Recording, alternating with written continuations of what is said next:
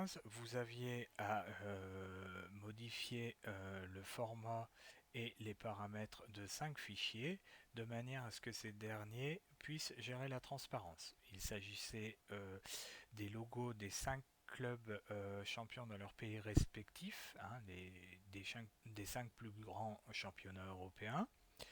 Et donc, on va commencer par le premier fichier. Donc, je fais fichier ouvrir. Je vais prendre le logo du FC Barcelone.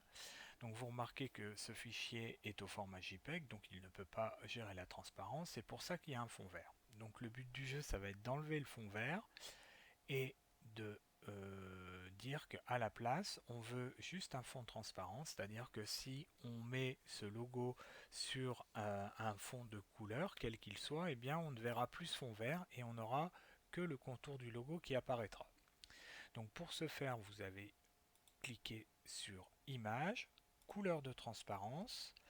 Alors si toutefois c'était pas la couleur verte qui était sélectionnée, avec la petite pipette ici, vous pouviez donc récupérer la couleur qui sert de transparence et vous pouvez également modifier la partie correspondant à la tolérance. Je vous rappelle que plus la tolérance est élevée et plus Photofiltre prendra les couleurs proches de celles définies comme étant aussi transparentes.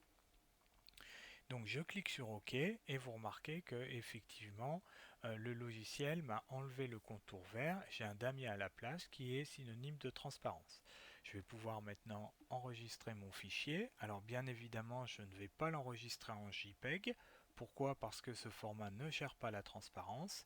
Et d'ailleurs que vous allez remarquer que en voulant enregistrer votre travail en faisant fichier enregistrer sous, il vous propose automatiquement le format PNG. Pourquoi? Parce qu'il a repéré justement que l'image avait à gérer la transparence. Donc je vais me mettre dans le TP15, je clique sur enregistrer, je clique sur OK et donc le travail est terminé pour ce logo. Vous aviez donc à travailler sur les 4 autres logos de la même manière, c'était relativement rapide. Par exemple, je vais prendre le deuxième logo, je fais fichier, ouvrir. Vous remarquez au passage que vous avez donc deux fichiers au niveau du FC Barcelone, un fichier qui ne gère pas la transparence et un fichier qui le gère. Et donc je vais m'occuper maintenant du Bayern de Munich.